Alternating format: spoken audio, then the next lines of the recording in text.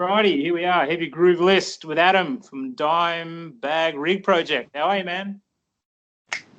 All good, man. You? Awesome, man. Great to finally catch up, meet properly online, and have a chat. All things heavy groove. Yeah, man. On the groove. Yeah, man. So, what's been happening, man? Been doing a lot with the project and getting things happening. Yeah, every so often I hit a bit of a dull spot. I feel so. I've been running the page for nearly 4 years now, and I think I covered pretty much everything I need to cover. On some occasions, I come across photos that I've not seen before, and I'll post it, but it would still be in relation to a post that I did, like, say, I don't know, 3.5 years ago. But just with an updated photo that I've not seen before. And some people have been like for instance, the what one was it? The Live 101 proof guitar that was given away in a competition. Yeah, I've only seen a certain amount of photos, and one of there's a guy that's bought it, and he inboxed me and said, "Is this real?" Sent me a load of photos, and I sent it to Rick Dubstep, who painted it. And he said, "Yeah, that's the one. That's the one I painted," because it had his Rick Dubstep on the side. And then I came across a photo that I'd not seen like 2 years after, and I'd already done a couple of posts on that guitar in the meantime, and people were just like, "You've already done a post on that about 3 times."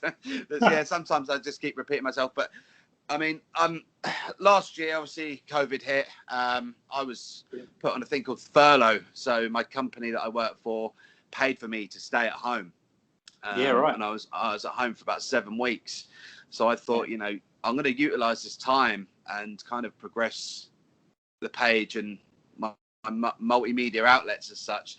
So I was speaking to my friend Jamie Slays. Don't know if you've come across him. He's over here in the UK as well. Great guitarist. Met him a couple of times as well down in Bath, Bristol way, and he suggested a program to use to start editing videos and stuff, because that's the initial reason I started the Rig Project, was because back in the day, in 2004 2005, there wasn't Facebook, there wasn't Instagram and that type of stuff, and there was an online community on the Dean forum, the Dean Guitars forum, and there would be a Dimebag section in there, and in the Dime section there was just questions, guitar. There's all these little subsections, and a lot of people were talking about Dime's rig, and it was all verbal.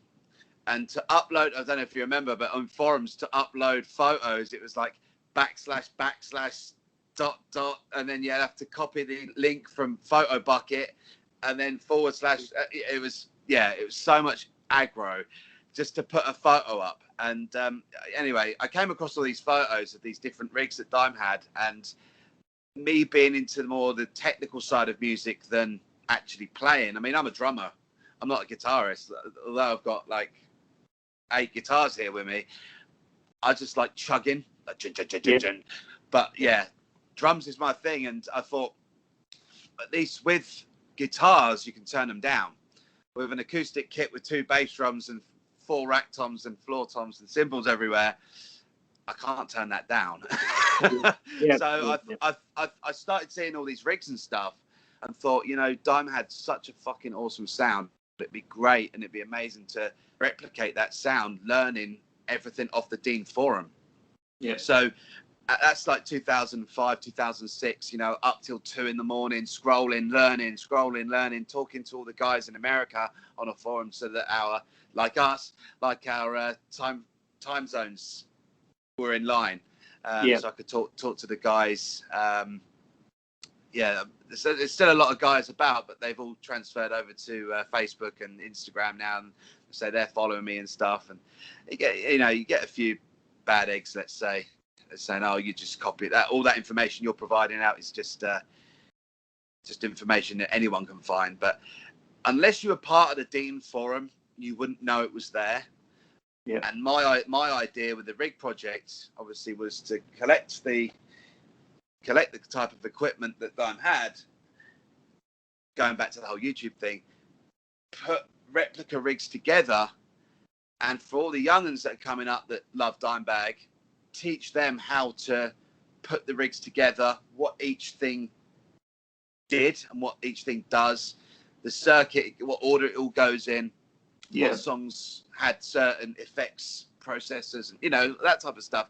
And it's literally, it is just snowballed from me in 2006 having my first ever Washburn Dime 333 Dime Bolt, to then going to London Guitar Show and buying my first ever brand new Dean guitar, which was a Dixie Rebel. Awesome. To, I think I bought a Furman PQ4 for about £200 in 2007, and they're going for like 800 now. But yeah, like I say, it's snowballed. I've got 2, 4, 6, 7 or 8 guitars now, racks of equipment. You can see the amps behind me. Yeah. I've got my table here, and I'm going to be doing a post this week about all my Pantera memorabilia, and I didn't think I had as much as what I have.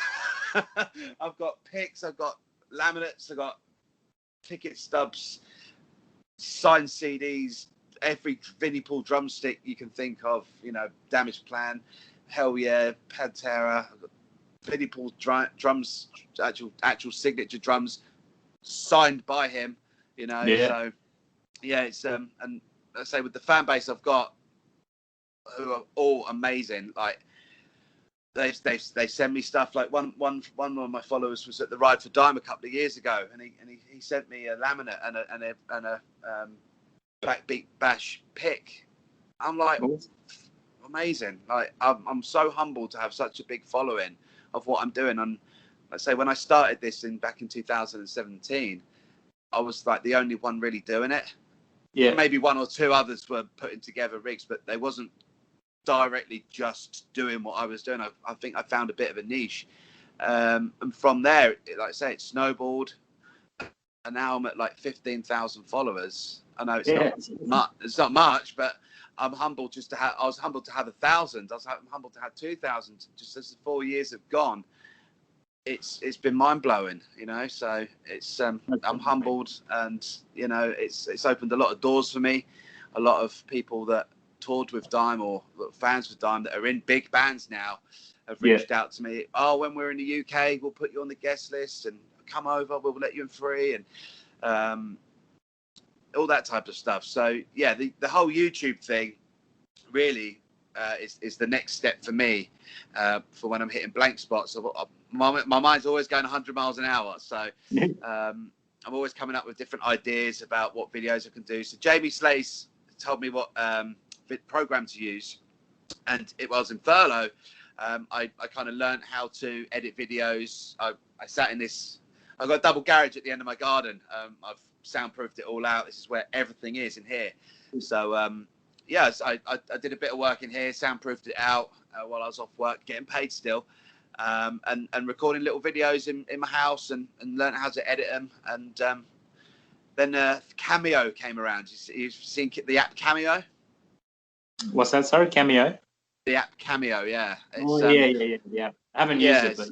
No, I again, me 100 miles an hour, thought, I've tried DMing some rock stars that have toured with Dime, that were friends with Dime, that have, you know, stayed at his house or met him and stuff. And they obviously, I appreciate they're busy and everything, and I'm not going to get my hopes up by getting a response. Yeah. And then Cameo came around, and I was like, this is my way of reaching out to them to get a story from them about what their favorite Dimebag story is. We're all in lockdown. Like, these guys I've seen live 5, 6, 7, 8 times. Like, they're out of work, they can't travel. This is a way of me giving them a little bit of money, but I also get a little bit of what I would like as well, and I can still put that out there for the fans to enjoy. I mean, it's all at my own expense. Yeah. So, you know, I reached out to Mark Hunter from Chimera, up to Gary Holt, Phil Demmel. Yeah, I watched them all, on your Frank Bello, Kurt Winstein. Yeah, all the way up to the most recent one was Randy Blythe. So they've all been awesome and shared some amazing stories with me. But yeah, one of the first ones was Mark Hunter and Doc Coyle from God Forbid. And like I say, I used that cameo video and learned how to edit videos and come up with my own series of my favorite Dime story.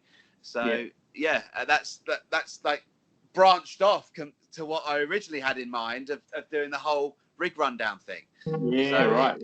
I'd say it's opened so many doors for me. Like I've got like I speak to Rita, not as often as I'd like to. I understand she's busy, but yeah, me and Rita inbox each other.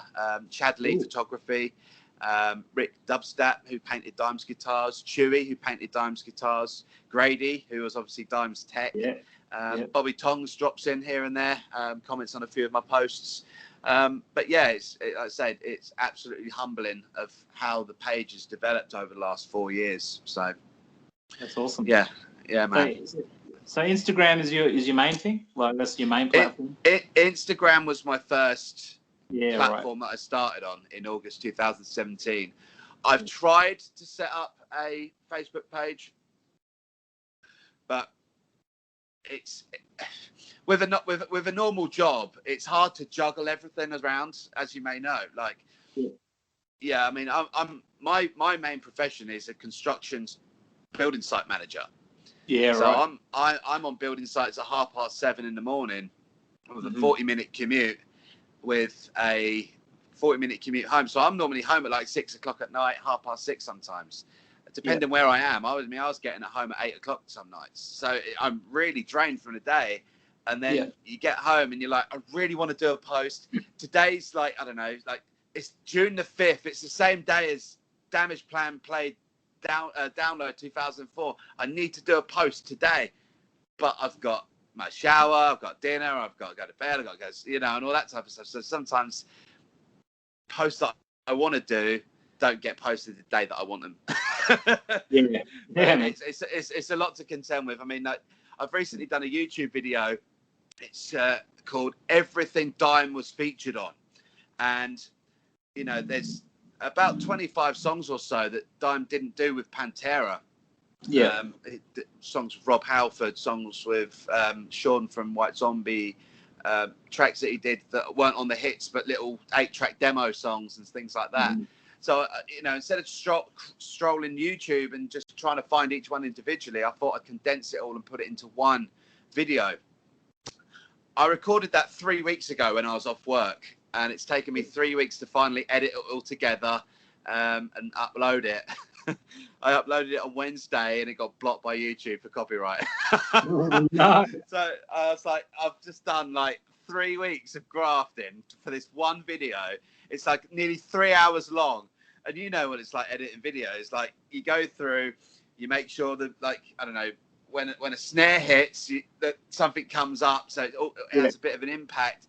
Cropping stuff down, putting overlapping music on top of stuff, and I was absolutely devastated that it got blocked, because, like I say, every individual song is on YouTube and not blocked, but my video has every song in it, and I was devastated. But it happens. So maybe I could just edit it down and condense it into different segments, maybe. So maybe maybe we'll see if I get the time.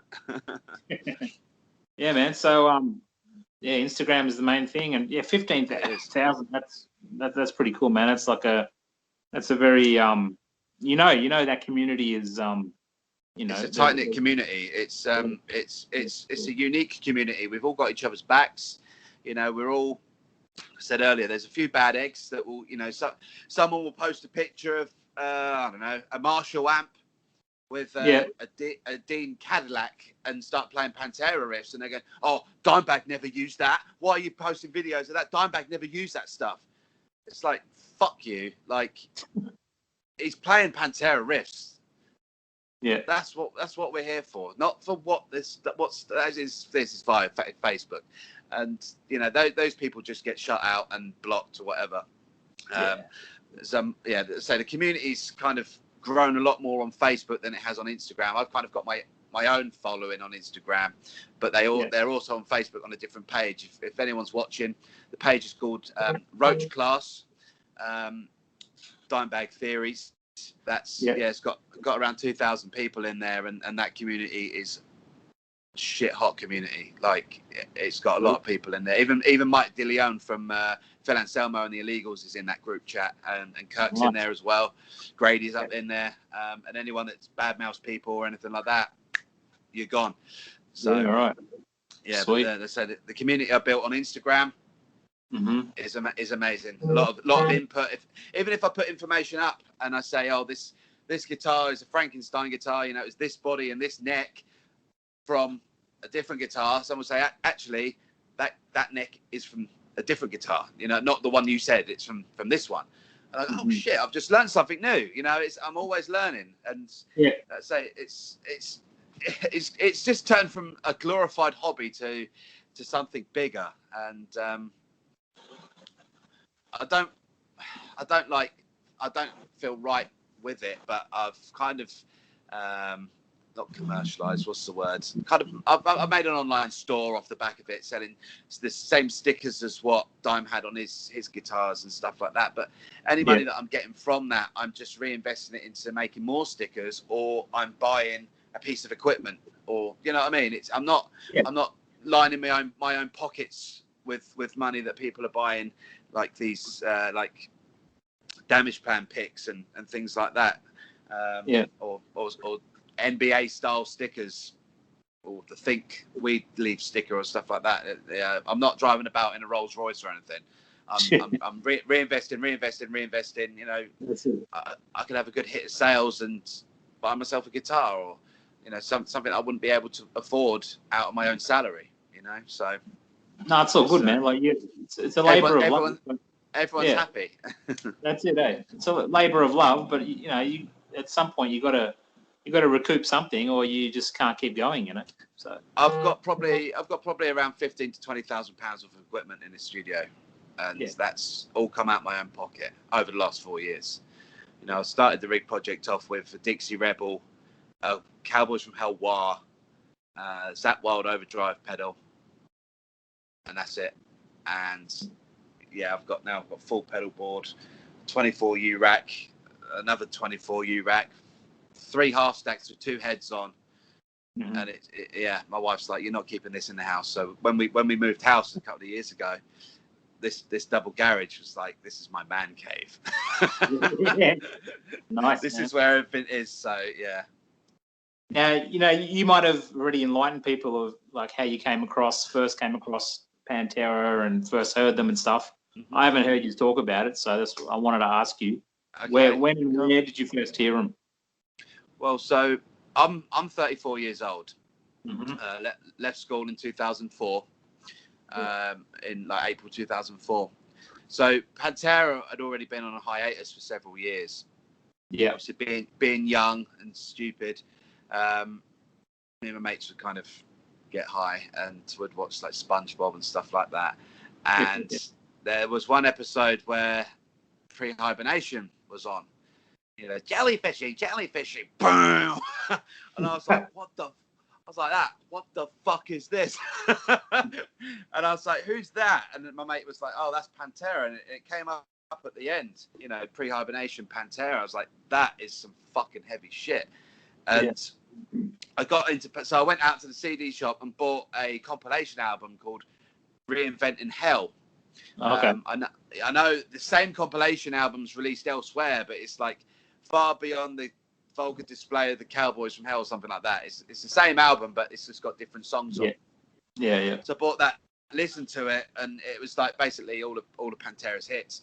And I worked backwards from that in the space of like 3 months and went out and bought it. I was just like, I like this. What album's this one on? And I just bought the whole back catalogue up to from Cowboys all the way up to Tranquil and Reinventing.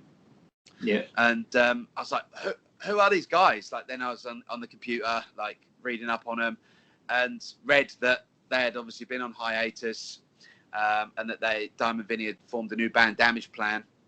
And I was at that time in 2004, I was really into Slipknot. I think Slipknot kind of took over from Pantera. at the time. Yeah. They got really big with Iowa. Yeah. Selling out absolute humongous arenas and stuff. You know, that was when metal was really fucking popular. And I was really into Slipknot, and Download Festival 2004 was coming up. And I was being a drummer, massive Joey Jordison fan, massive Vinnie Paul fan. Machine Head, Soulfly were there, Korn were playing, Metallica were headlining, and I just left school for my exams, and I begged my mum to get me a day ticket and to drive me up to Donington Park. And I was literally, because as I was saying earlier, it's to the day, it's like what, the 12th today. It was the 5th of June 2004 that was my first download. Yeah, and right. So I'm going to be doing a post on that today. But I begged, and let's say Slayer were playing, and I was hanging about waiting for Slayer to come on the main stage, and I was kind of like on the side, so kind of like saw the stage from not straight on, let's say. And I see this purple drum kit roll out. I was like, that's not Dave Lombardo's kit. And then I see this wall of like three wide, 2 high Randall Warheads come out. And I bought these laminate cards and was like flicking through the cards, like, who the fuck is? And then Damage Plan. I was like, shit. My friend had just bought the Damage Plan album about 2 months before, and we were like getting high in the park, listening to the album on a Walkman CD player with two little speakers. Yeah. And I was like, you know what? I'm gonna check Damage Plan out. So I stayed there, and you know, that's the one and only time I ever see Dimebag play guitar, and I still got the harmonic squeals and dive bombs I can still hear them now. Like, you know what I mean?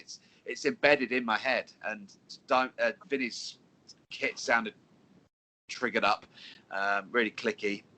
And yeah, it's like I said, the first time and only time I'd ever seen Dimebag and Vinnie get together. So the first time I heard Pantera was obviously SpongeBob, and then within a few months I'd seen Dimebag and Vinnie Paul play together, not knowing it was the one and only time I'd see them play together. So that's still fortunate, man. You're still fortunate you just got in at the end.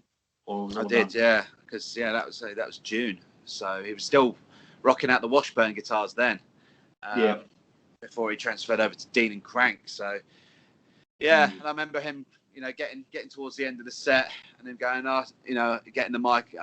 I see a load of y'all with Pantera t-shirts on. He goes, me and Vinnie never fucking fucked you over, or something like that, you know. Yeah. We'd always stand by you, but you know, here's a couple of tunes for you. And I think they played Walk and New Level, I think.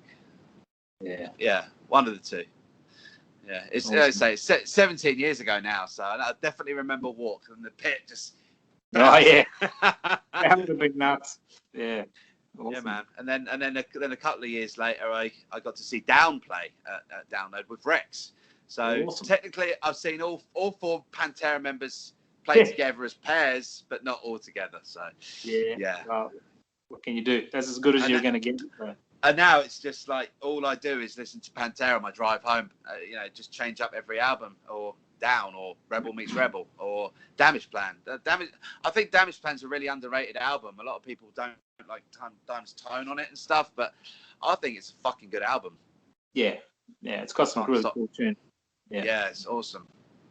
Yeah, I mean, it's anything that they did after Pantera was never gonna, no matter how good it was. You know, it was never going to live up to it, no matter, you know, but people who love music for music were going to appreciate it. But people who wanted part 2, they were never going to get it. So, and that's exactly what I did. I just listened to the grooves, listened to the riffs, listened to the drums, and I'd appreciate it for what it is. I'm not going to compare it to Pantera because I know it's a completely different band. It's going to have a different sound. It's going to be obvious, you know. And a lot of diehard fans. It's like, no, we want Pantera. Yeah. Like, you ain't getting Pantera. This is a whole new plan. This is the Damage Plan.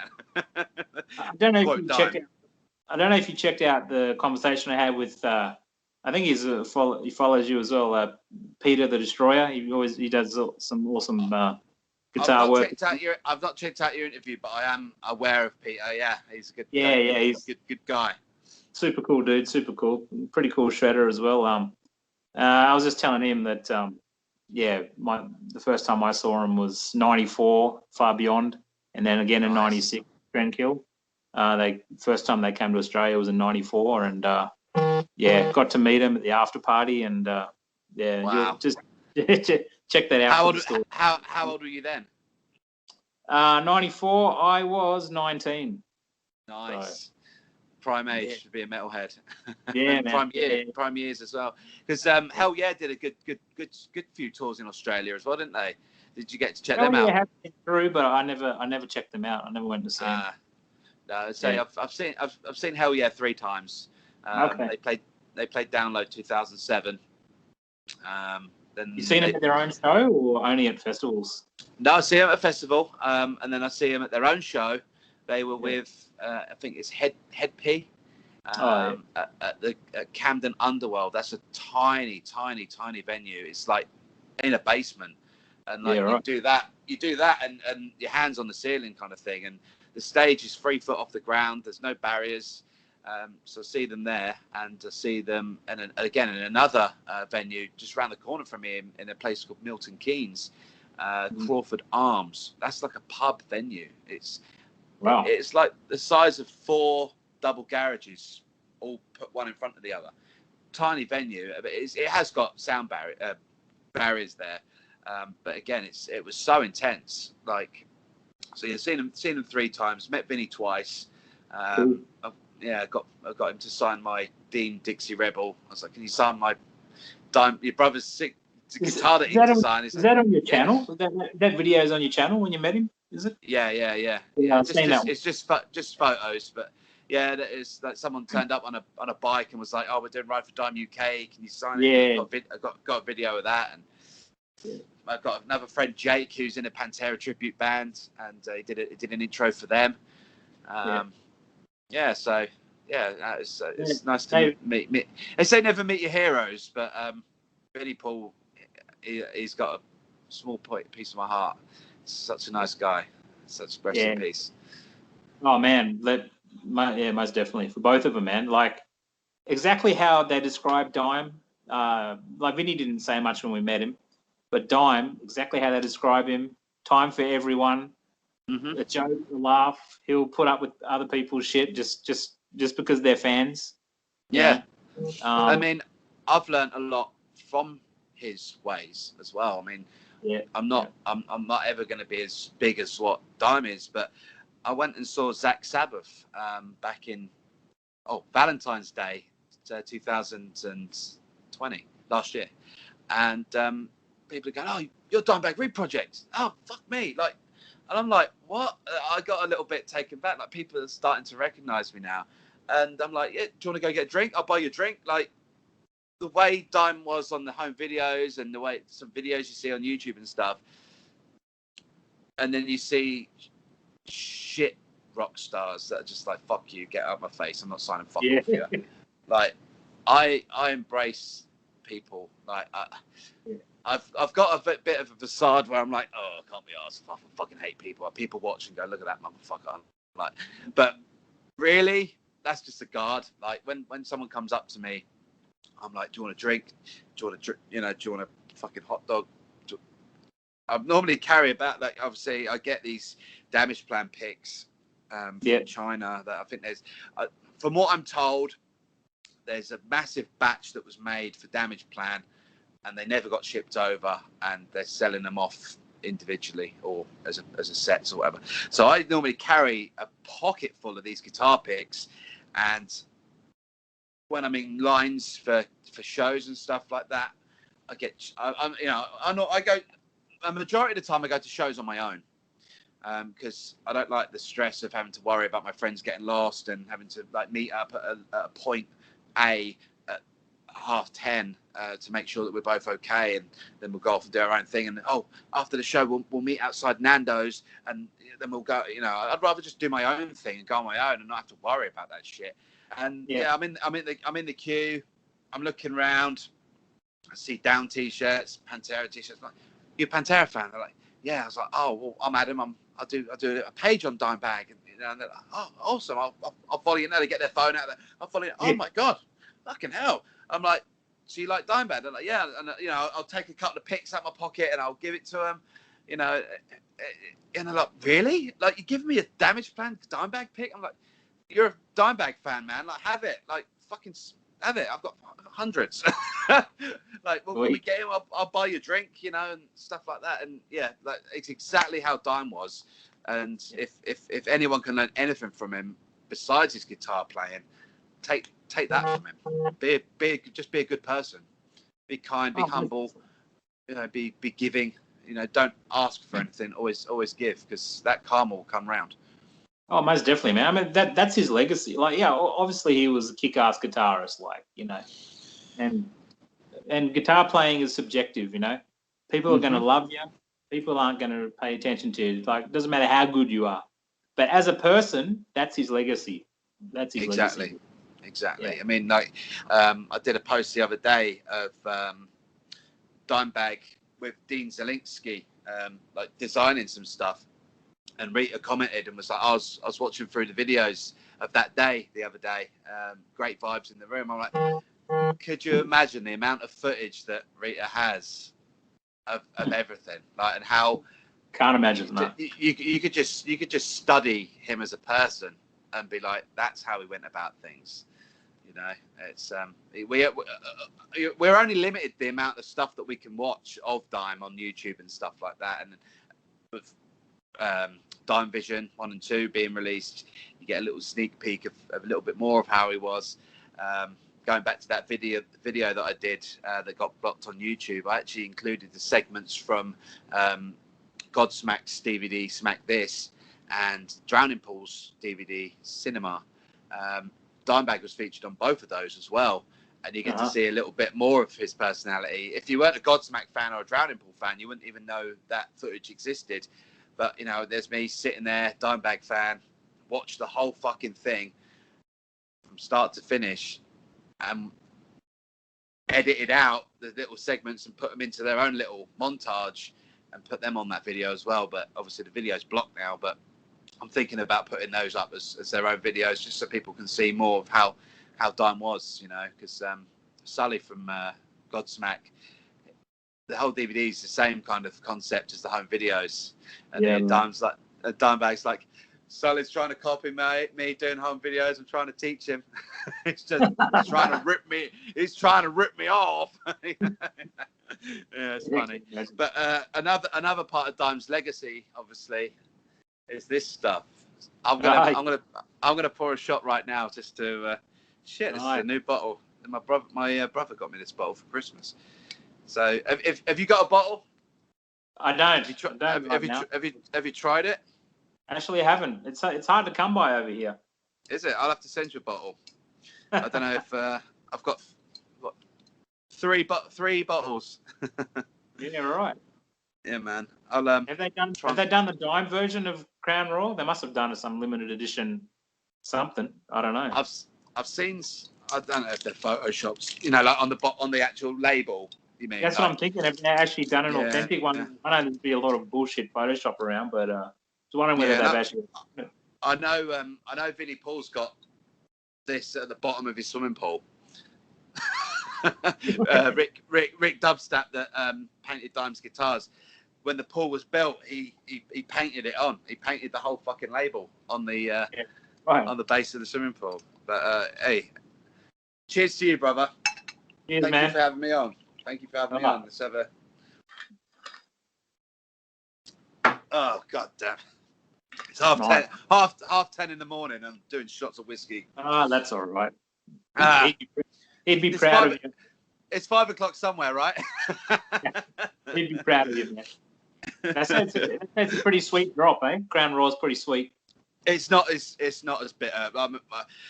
Reverting back to my fan base, obviously I'm in the UK and I've got a lot of friends here in the UK, and I've made some good friends with a lot of people. And I met Jay Yates, J1up, his name is on Instagram. First time I met the dude, we went and saw Dope, Static X tour. and I met up with him, and he got me on the wild turkey. Oh, that was not good night. I was. I bought the crown, he bought the wild turkey, and yeah, that's some strong shit. But it used to be my thing. That's sitting in there nicely. It's a nice wake up call. Nice. 10 more, an hour or two later down the line, I'm going to be like, I've got a barbecue later, so I need to.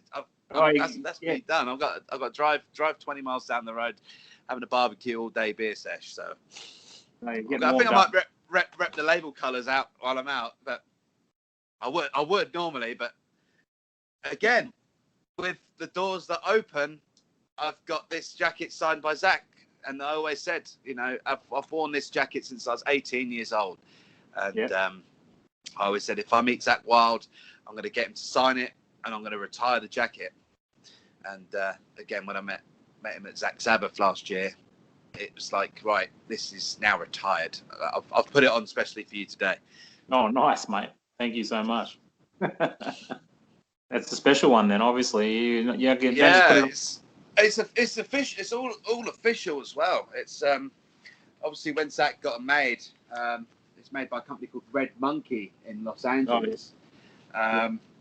All the patches are official, and I only wanted one of these because you see the Dimebag when he visits Crank. The Crank, he's repping one of these, and it had to have that patch on, which I got from one of the Doom crew. But yeah, it's I don't know if you can see that, but it's been signed off by Zach. So awesome, man. I'm going to leave that just there now. It's off. But yeah, I've worn that since I was 18 years old. Every show I've ever been to, I've worn that. I've flown to Germany in it. I've gone to gigs in it and all sorts. So it's people know me for wearing that. And you got it signed last year. You said it was last year. And I got it signed at Zach Sabbath last year. Yeah, it was. We paid extra to do the meet and greet, and you could get one. You get your post. I don't know if you can see that. There's a Zach Sabbath poster behind me. Oh, okay. It's like a lithograph. That you get that signed, and then you get one additional item signed. So my friend Jason, he's big on Instagram at the moment doing label covers. He got his guitar signed. Sean Linstead, he got a few bits signed, and I've retired my jacket after 15 years of wearing it. I thought, now's the time. I've got my studio up and going. It would look awesome if I was to frame that, and get that above the computer. This studio is going to look like a Hard Rock Cafe by the time I'm done with it. I tell you, it's got so much memorabilia. Going to look wild. Well, if I'm ever in town ever again in the future, I'll definitely drop in and check it out, man. Oh yeah, come down. Who knows, man? Who knows if the world ever opens up, then we'll have to start. It will. I mean, me and Shauna just spoke about. We were only talking last night about Black Label Society have just released some tour dates for November time, and he said, "Oh, I'd love to fly over," and I was like, "Yeah, let's do it. Let's go 20th of November to Dallas, Texas." He messaged me and was like, "Are you serious?" And I was like, "Yeah, I'll go to Texas." Like, my plan is to go for 2 weeks over to Dallas. I've got my cousin lives in Florida, I'd like to go end of August when they normally do Ride for Dime, and Dave Grohl hosts the barbecue there and everything. Normally, Chad Lee's there. Loads of people are normally at Dime's house for Ride for Dime. I'd love to do that. Pay my respects at Dime with Vinnie's grave. Go to his local eat house. Forget what it's called now. Where he has rattlesnake tacos. His favorite restaurant. Yeah, I can't remember the name of it either. Yeah. It's on my iPad. I'll find it in a bit. Do Dallas for 3 or 4 or 5 days. Do the whole Ride for Dime thing. Visit some spots that I want to look at. Fly over, then get an internal flight. Head over to LA. What did I want to do in LA? I wanted to visit Dirtbag Club. Because they've been so amazing to me as well. They were like, look, Dimebag would endorse our stuff. we'll do the same for you. You know, we'll give you artist discounts. We'll send you free stuff. And, you know, I think I ordered like one T-shirt and I end up looking like this fucking box, like this massive full of like patches, badges, lanyards, stickers. Awesome. So much. And like 5 more T-shirts. I'm like, fuck me. Like these guys, I need to go and meet these guys and say thank you and pick some more clothes up. Chewy, who painted Dime's guitars, is based in LA now as well. He works for Schecter. So I wanted to sit down with him and do a bit of an interview with him. And then head over to Florida, visit the D Guitars factory. As my page has grown, as I was saying earlier, Evan Rubinson, the CEO of Dean, has crept into my DMs and said to me, you know, if I am ever in the area, he'll personally walk me around the factory. So I want to take advantage of that opportunity. So Dean Guitars factory, obviously see my cousin, and go to the Hard Rock Vault over at Universal Studios, because there's Vinnie Paul's Damage Plan kit on the wall. There's the Crown Royal guitar up on the wall, and a few other bits and pieces that I want to check out, and obviously have a table perched up next to where all that stuff is. So yeah, I want to, while I'm in America, kind of try and take advantage of the trip, do a 2-week trip. But yeah, I don't think I'm going to be going over to America just to see label, not unless obviously Ride for Diamond, all the other stuff's there as well, which I don't think it will be. So I think that's scored off the list. I don't think that's going to happen now, but it'll be awesome. But yeah, roll on the unlocking as such, because I think everyone in this community is itching just to go to some gigs. I think my next show is Lamb of God at Brixton Academy in December. Okay. So that's that. I've been waiting 2 years to see that motherfucker, and then it's Ozzy Osbourne with Judas Priest. That's been put back to 2022. Sepultura and Crowbar. That's this year. That's this November, early November. But other than that, I've got Every Time I Die as well. I've got 2 shows with them in January next year. So yeah, I mean, as we start seeing the unlocking, more shows are going to scratch that itch that people are dying to itch. Most definitely, man. Hey, is Sepultura and Crowbar, are they touring together, or are they 2 separate shows? Yeah, no, they're touring together. Yeah, Sepultura headlining, Crowbar. So, well, I see them as the same level. But one just gets to play last, one doesn't. Yeah, no, it'd be nice to catch up with Kirk again and Robin. And Andreas did a video for me on the My Favorite Dime story as well, so we get to catch up with him too. Cool, man, cool. Yeah, Arise is probably up there with one of my top 10 albums of all time. Heavy album. Oh, can't believe that. How young they were when they wrote that.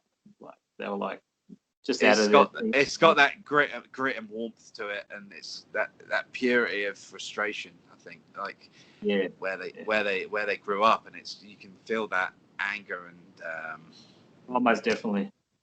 Yeah, that frustration in them when they're there. Yeah, Beneath the Remains and Arise, they're like they're like the Vulgar and the Far Beyond for me. Those 2 albums. Yeah, man. Yeah, that's just that's for me. Like, that's obvious. Anything on Vulgar. Actually, I like the back half of Vulgar. I haven't really said this much, to anyone really, but I like the back half of Vulgar much more than the front half. I don't know. From Rise on, I just absolutely love everything. It has got a different vibe, I must admit. Like it's got a different vibe. It's really got a different vibe. Yeah. This love is like the end of Act 1, and then from Rise on, it's Act 2. It's like it's one album, but it's got 2 parts. It's a bit more thrashy. Yeah, I don't know. It's a bit more. I mean, the lyrics are a bit more political as well, and a bit more. Yeah, I know what you mean. Yeah, just more dynamic. It's not as hit you in the face as much, but it's still powerful. Yeah, it is. No, I love it. I reckon it's really amazing songwriting. Actually, like the whole album is, but every album is. Yeah. Well, for me, there's something about that album just for me that the others don't touch it, for me personally. But yeah, obviously killer stuff on all the albums, man, for sure. Definitely. Yeah, do you have a favorite album or a favorite track? Uh, If you had to pick one, I don't know. You've been asked this a million times, I know. Probably. my favorite track is Walk. No. That's like every heavy metal nightclub's go-to song. Shit.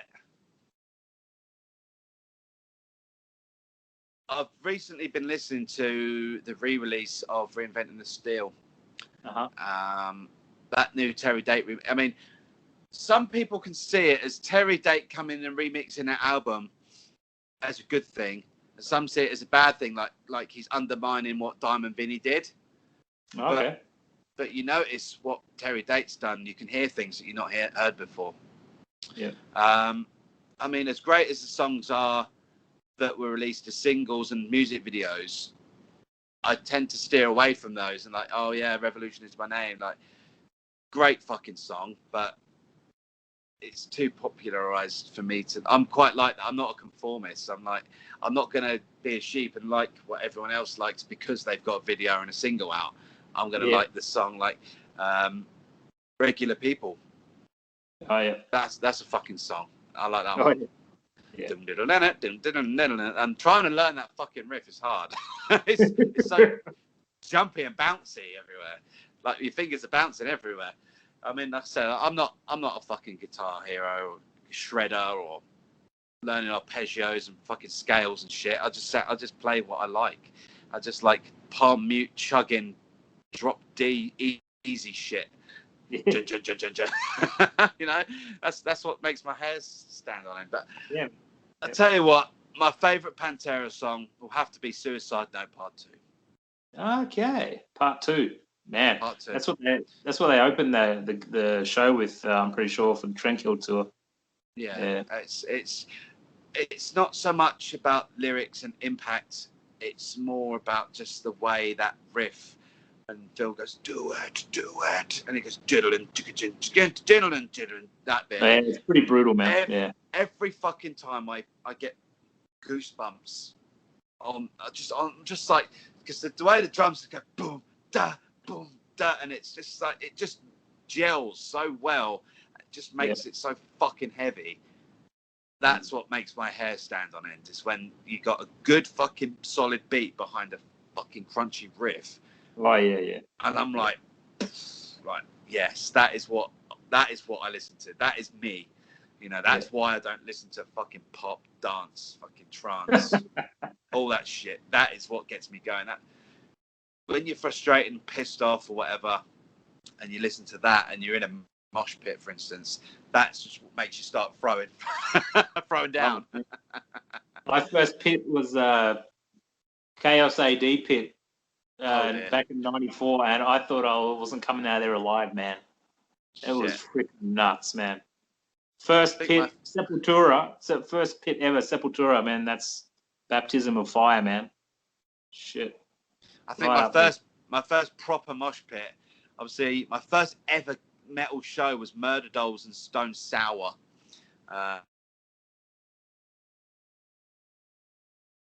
Nah. Fucking, I told him yesterday, I'm doing a fucking call to Australia at 9:30. I'm probably going to be about 2 or 3 hours. Don't fucking ring me. If you need anything, tell me what you want and I'll do it. And now he's just fucking called me and cut me off, motherfucker. So where were we? First pit. So my first metal show was Murder Doll Stone Sour, 15 years old. Sat at the barrier, you know, long black hair, painting my fingernails and shit. Proper emo kid. Then my next show was Download Festival on my own, and then actually it was Gua. Gua was a good show. Then it was Download. Then it might have been Machine Head was my first proper pit. Machine Head, Brixton Academy, 2004, I think. 2004. What's it? Ashes of Empires tour. And they were filming for the DVD as well for that night. And I'm actually on the DVD. Nice.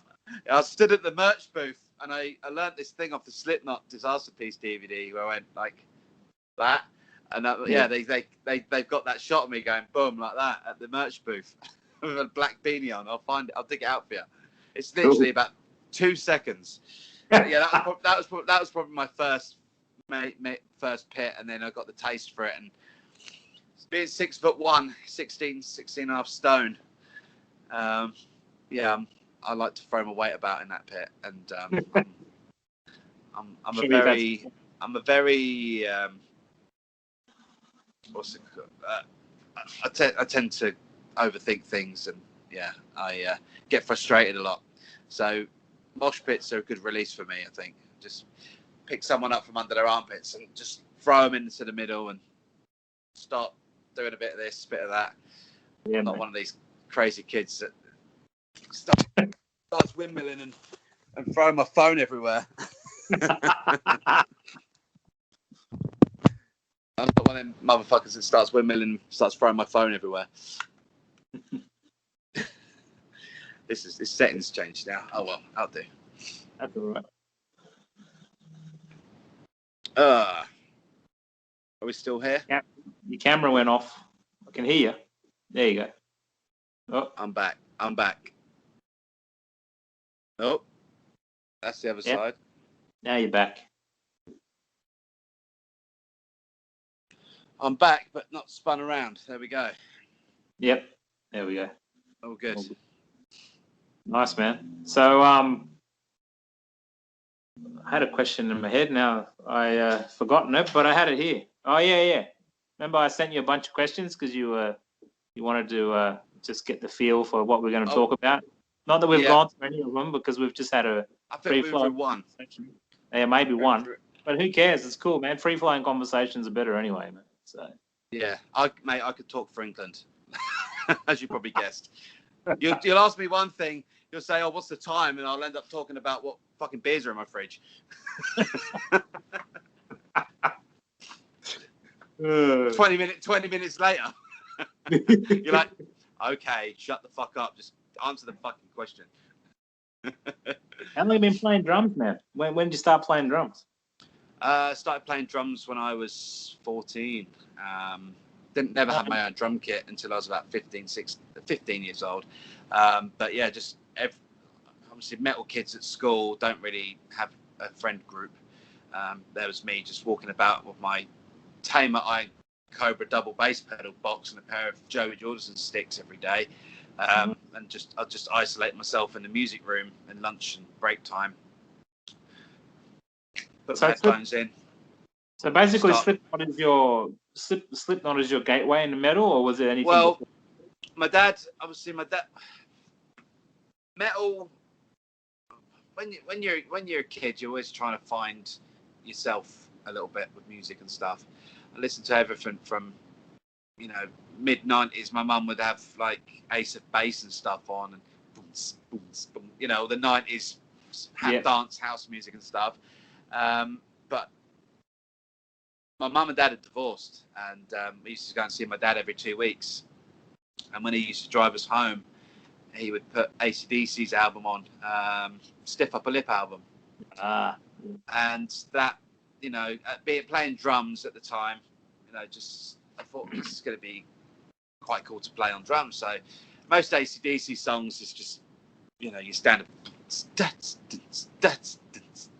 So that got me into drums. Started learning AC/DC songs, and then I wanted to start challenging myself a little bit.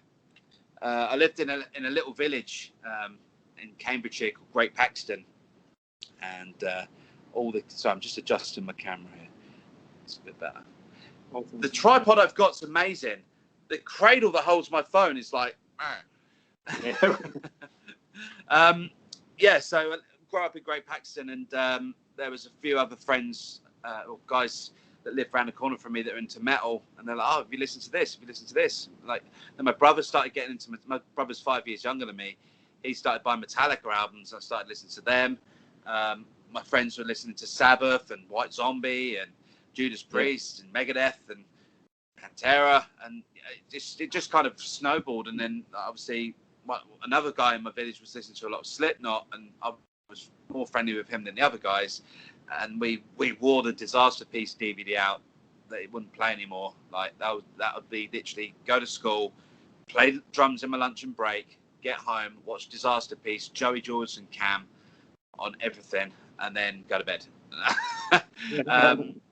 Yeah, but Slipknot was my main thing, and just because going from AC/DC to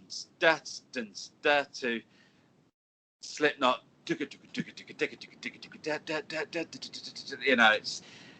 you know, it's a bit more harder to play, and it tested me a bit more. And then obviously the Slipknot door opens, you start listening to more stuff, and you think, fuck, I want to learn that little fill, or I want to learn that little crotch shit or whatever. So, I mean, I'm self-taught. I've never done lessons or anything like that, but I can hold down a beat. And I'd say I'm a better drummer than I am a guitarist. Okay. For sure, but that's my story. My story is pretty similar. Like I started when I was 12. I had lessons for a couple of years, but pretty much self-taught after that, just playing all the songs I love and trying to replicate all the drummers I loved. And yeah, man. Yeah, that's the thing as well. Like now I've got my studio and I've got my guitars. It's like you form your own. I mean, I promote this as much as trying to find your own Dime sound, but find your own sound. And the fact that Vinnie and Dime were brothers and they were so fucking tight. The fact that I can play drums and guitar, I want to go into kind of like writing my own riffs and music and stuff. And I could be tight with myself, if that makes sense. Yeah. Yeah. So that's get this room finished off, get my kit set back up. A Pearl ELX in black, Joe Jordison Disaster Piece setup. So it's not the Joe Jordison kit, but it's two 22-inch bass drums, a 10, a 12, a 13, a 14, a 16, 20-inch ride, 16, 17, 18, 19 crashes, all pace rude, 18-inch China, 10-inch splash, and a 9-inch ice bell. Awesome, man. So, yeah.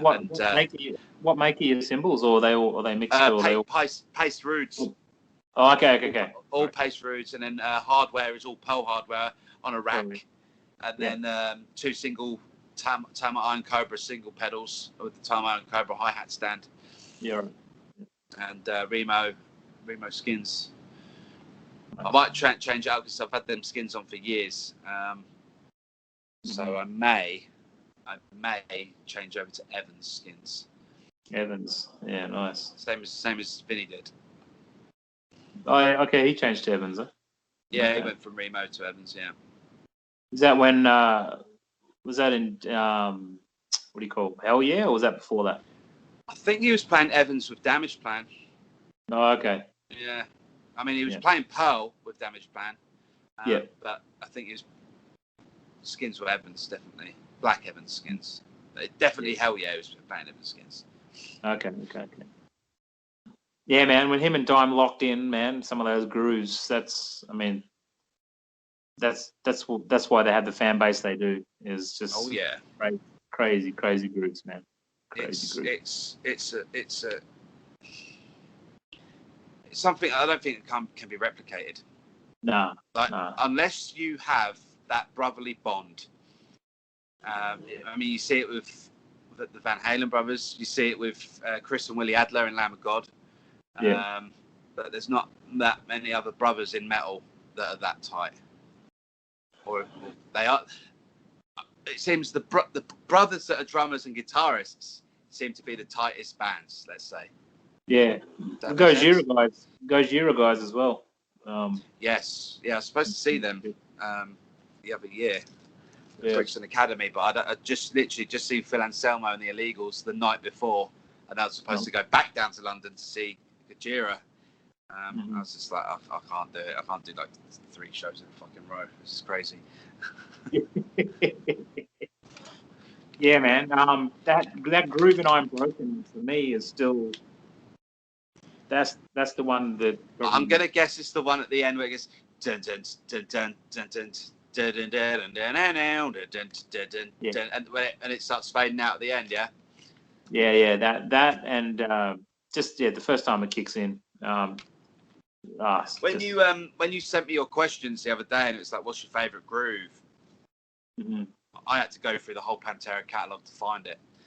Yeah. And I still can't remember. There's too many to remember. It's just when Vinny's on the kit doing the double bass, but then he's riding that bell. Oh yeah. Well, the end of becoming or something. That's heavy. But no, it's all reinventing stuff I was listening to this week. And yeah, so again, some grooves really made my fucking hair stand up on end. With that Terry Date mix, he's tweaked it so the drums really punch through the speakers. Yeah. He's a cool producer, man. Really good. Yeah. Yeah. Really He's good. one of the guys I want to get in on my favourite Dime story, or at least tell a story, you know? He'd have some cool ones that no one's ever heard, that's for sure. Exactly. Being in the studio with him for so long, yeah. Most definitely. Yeah, I've got a lot of plans in my head of how I want to take things.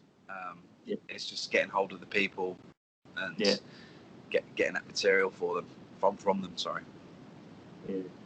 So when I first heard Nola, that also put us on a different planet. You know, with the kind of grooves and the riffage on that album. It's just I'm a massive down I'm a fan. CNC fan anyway. Before I even heard it, like The Blind and Deliverance. Actually, my band Deliverance GM, we were kind of like inspired from. Well, we didn't name ourselves after COC's Deliverance, but in hindsight, that was a huge influence on us. You know, we didn't even think about the correlation there, but I absolutely fucking love Down. And are you Kirk or Pepper? Who do you prefer? I love them both, man. But no, Pepper just heart's more with Kirk. Yeah. And I think because I'm friends with Kirk on Facebook, and you know, when you watch Down live shows on the DVD or they play, I think there's a video of them on YouTube playing in New Orleans, and at the end of Bury Me in Smoke, and they did the same thing on the live stream as well. At the end of Bury Me in Smoke on the outro, they get someone up on stage, and they get them to play that riff. They're like pointing in the crowd who can play this riff. And I put on my Facebook status, it's like my ultimate dream one day is to get up on stage and play the end of Bury Me in Smoke with Down. And then copied Kurt Winstein in, and he said, "We'll see what we can do for you." I was like, "Fuck!" And "Bury Me in Smoke" was the first Down song it was probably one of the only Down songs I can fucking play on guitar. But Down has had a big influence on my guitar playing, big time. Oh yeah. I prefer that slower chugging than all that stuff like Malmsteen and shit. Oh no, that's not my style of. No, I mean I've seen Malmsteen live. Like he's a great showman. He's an amazing player, but all these guys, Malmsteen, Vi, Satriani. I appreciate every single one of them. What can you say about those dudes? But yeah, everyone has their tastes, you know, and I much prefer stuff like what we've been talking about. I've written a riff based on Bury Me in Smoke. It jumps from the fifth on the second string up, you know, that and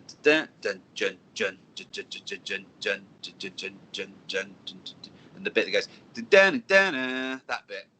I've incorporated that in my own flair into one of my own songs. So Cool, and on that video from what Doc Coyle did for me, when Doc was like at the end of, I forget what song it is on the last track on their album, and he goes, he's listening to their mastering of it, and he goes, "Oh, domination, man." He goes, "Yeah, we steal all your riffs." And then Dime goes to Doc, "You ain't stealing riffs, we're sharing riffs."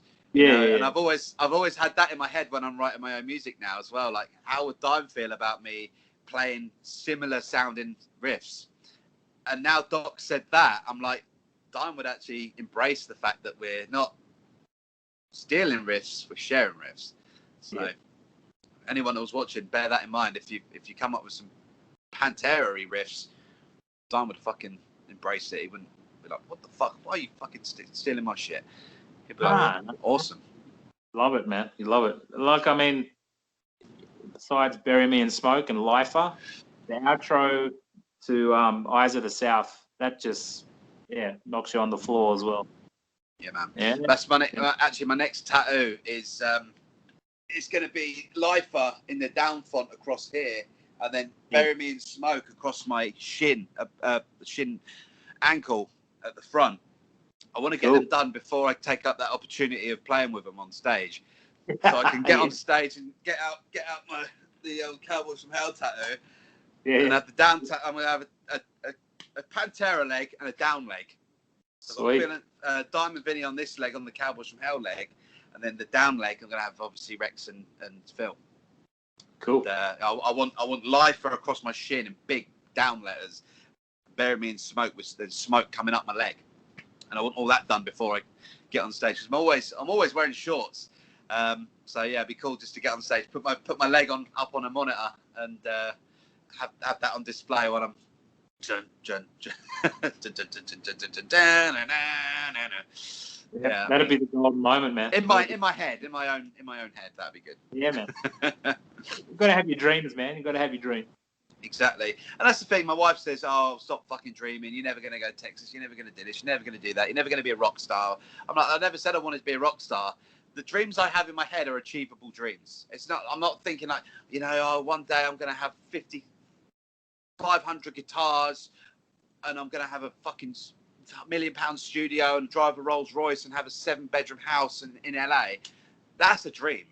Like, my dream's quite a humble dream. I'm happy in my 3-bed house with my double garage studio and my few guitars, and I'm happy. My dreams come true just by being able to speak to Grady, speak to Kirk, speak to Rita. That's all I've ever wanted. Not that I've ever chased it, but I've just been fortunate enough to have that opportunity with what I'm doing. So, and I hope that when I do say that to not only you but other people, it doesn't come across as, oh well, I speak to Grady, I speak to Rita. I don't want it to come across that I'm an elite person that can only. I'm like, oh, if you want to speak to them, go through me. I don't want to come across like elitist or anything. I'm as gobsmacked as anyone else that they take the time to talk to me as well. Yeah, I'm not doing it in a big-headed way. I understand. Shit, I'm on 10% battery. Oh, I have to chuck the It's an old on. phone. That's why I'm going through this whole rig. Otherwise, I'll be set up fucking without these earphones on.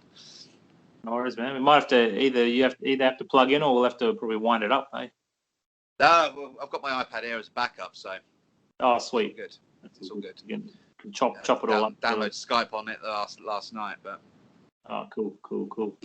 Yeah, I wanted to go through everything with you, like guitars, t-shirts, amps, play some riffs and stuff, but it's 11 o'clock here now, so if anything, I've got another hour, but I don't think 10% battery's going to last an hour. I don't think so, man. But look, we could do number 1 as the vulgar interview, number 2 vulgar part 2 interview, and then number 3 like watch it go. We could do like a 3-part interview and release it gradually. You'll have to do a few more shots for part 3. Oh, I'll be like, sorry. Let me do another one like Adam Vision. Roll nice, with it or get rolled over. No, it doesn't come across as like, you an elite Pantera fan or anything. Like, it's just like you're super stoked, man, to have hooked up with these people. So I'm baffled, like the people like that are in that clique want to speak to me, and I mean they they're like, you're fucking keeping his legacy alive, man. Like, we really love it. We love what you're doing. And I'm not one of these guys that just gets a random photo of Google Images and posts a picture and puts hashtag Dimebag, hashtag Pantera, hashtag metal, hashtag this. I want to have more depth to my posts. Oh, I want yeah, to be like, here's a photo of Dimebag playing at Download 2004. This is how, and tell a fucking story behind it all, not just have an empty post. Just like I said, like one photo. Oh, Pantera back in '97. It's just got no means to it. The stuff that I'm doing, I'm talking to Rick, who painted his guitars, and I'm like, how did you paint it? What was the concept behind you painting that guitar? How did you start it? I want everyone to know the process of how that guitar came around. Not just, oh, here's a picture of a guitar with a weed leaf on it. Yeah. I get you, man. It's exactly the same process I'm going through with like in a couple of days I'm talking to someone, I can't say who yet, but it's fine. This is like a dream come true. You can side message me that. It's like a dream come true for me as well. This person was massive in the scene back in the 90s as well. And I've been spending the last few days just going through all the questions that I know, not just that I want to know, but I know the fans want to know this shit too. Exactly. And no one's asked these questions. So like I'm trying to think of what the fans want to know. And that's what I just tried to say before. Like, I want the fans to know information that no one ever knew before. And again, reverting back to our earlier conversation before my fucking friend cut us up. I want to go into what you're doing. I want to do podcasts and stuff, but I mean, I'm not going to have a massive fucking show of like, I follow a lot of different podcasts, and they're like on show 2,772. I don't think I'm going to be able to do 2,000 different podcasts, but I would love the opportunity to sit down with Grady and ask him a shitload. I've already got the questions ready for him, because you can imagine being Dime's guitar tech. He has random people message him all the fucking time. What strings did Dimebag use? What's the settings for the wah? What's the settings for the PQ4? What's the settings for the 6-band? And he's always repeating himself all the time. It'd just be nice to have a source for people to go to and go, right, that's coming straight from the guy's mouth. That's it. I'm not going to bug him. Because that's another thing with me. I don't like being that person that goes in, slips into people's DMs and asks one question and goes, okay, thanks, and never talk to them again. Just get the information I want out of that person, and like it feels like I'm using them, and I'm not that type of person. Like, I'm asking so that I'm asking on behalf of everyone else. I don't want to ask for me. Hi, I'm setting up my own rig, and can you help me? I'm setting up a rig to teach everyone to set up their rig, to stop them asking you all the fucking time. Like, and Grady's absolutely fucking sound. He'll answer to everyone. Like, but surprised he hasn't. But it must get tedious. I mean, like me, like obviously with the amount of followers I've got, I get inboxes every day, and I respond to everyone. Like, there's no one I don't say hello to, or something. Even on my story, people just put the like little fire emoji. I'll even just send an emoji back that thank you. And that's what builds up your name, and that's what gives. For sure. I never want anyone bad mouthing me and saying, "Oh, that guy's a fucking dick." I'm like we were saying earlier. I embrace people. I'm happy to have people following me and what I'm doing, and really embrace it. And I'm really humbled by it. So, anyone that's got the time to comment and say, "Rock on, bro. That's a sick guitar. That's an amazing collection," or "You rock that riff," or whatever, I'll say thank you to them. So. Yeah, for sure, man. And that's the great thing, man. Like, and that you'll only get that in the metal community as well. You don't see people patting each other's backs, offering drinks up, giving them each other's shit, guitar picks or fucking whatever, at a fucking dance show, or a pop show. You just see all these girls in fucking with nipple tape on, like just posing for themselves, doing selfies for themselves at Coachella. You don't get that at metal shows. Everyone's a family at metal shows, and that's another thing that I love about heavy metal. It's you don't get that selfishness. It's a special camaraderie. It is, and the metal brings us together. And a lot of society thinks that metalheads are weirdos and dress weird, or they're all in black. No, we don't conform to what everyone else tells us. I mean, I was a materialistic person before. Like, buying expensive luxury brands and stuff. But then it fucking clicked. Like, be yourself, buy yourself. You know, like I don't need to go out and buy a fucking Gucci belt to impress someone on Instagram to think that I'm successful. I don't need that shit. Like, I don't need to be spending money on trying to impress people that I don't know and that are really probably stabbing him in the back. Sold all that shit and just do what I love. Do my guitar shit. Do the rig project. That's like I said earlier. It's a glorified hobby, and it's just escalated up into some good things. Man.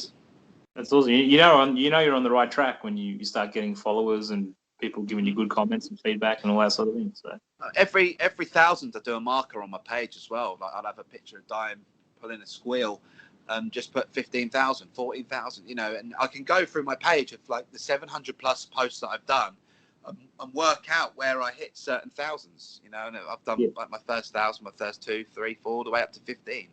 At the moment, I'm sitting at 15.1. And you can actually go into insights and look in all your analytics and see exactly how many people you've got. And you can see how many people have unfollowed you as well. Like, I think that in the last 30 days, and it's like, I've about 170 people have unfollowed me in the last 30 days. I'm like, fine. And I'm not pissed off. It's like, if this page isn't for you, it isn't for you. I'm not a follower chaser. I'm just like, I'm doing this for me. I'm not doing it for anyone else.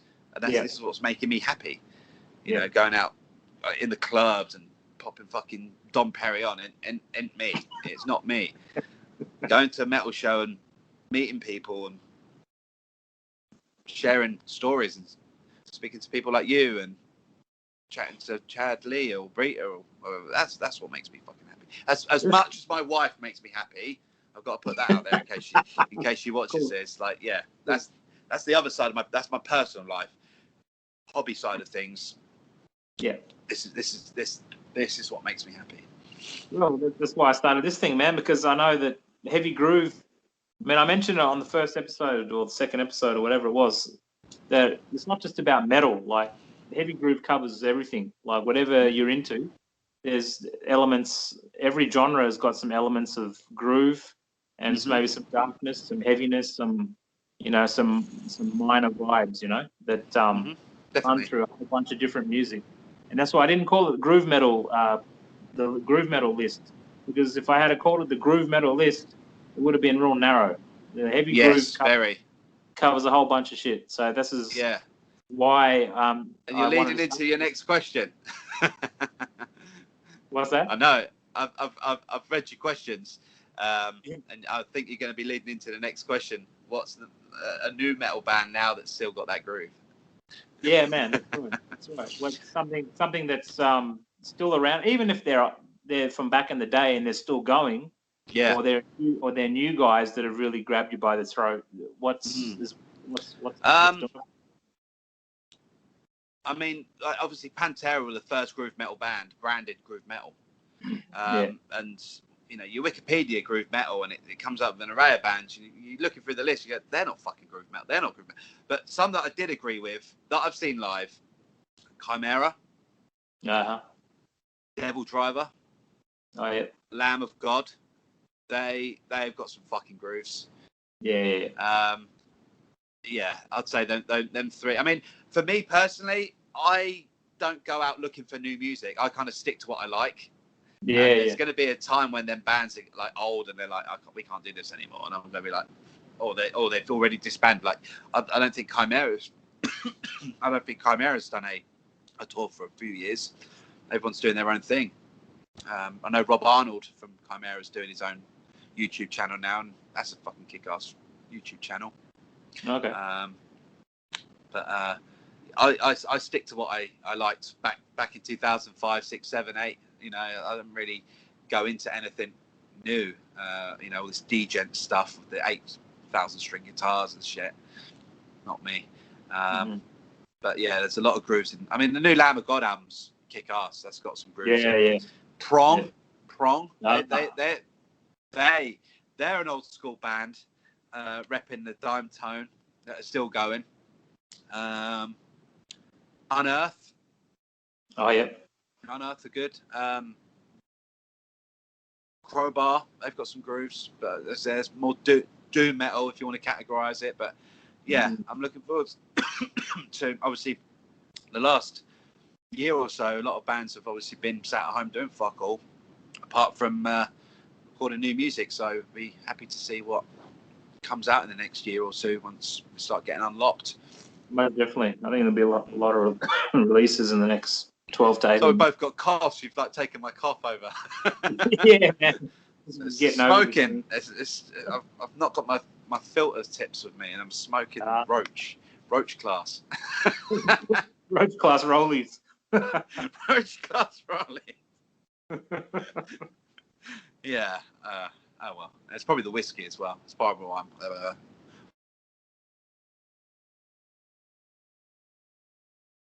You frozen up, man? Are you still there?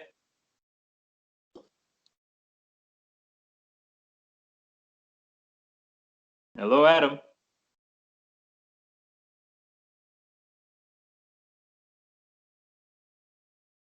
Dude.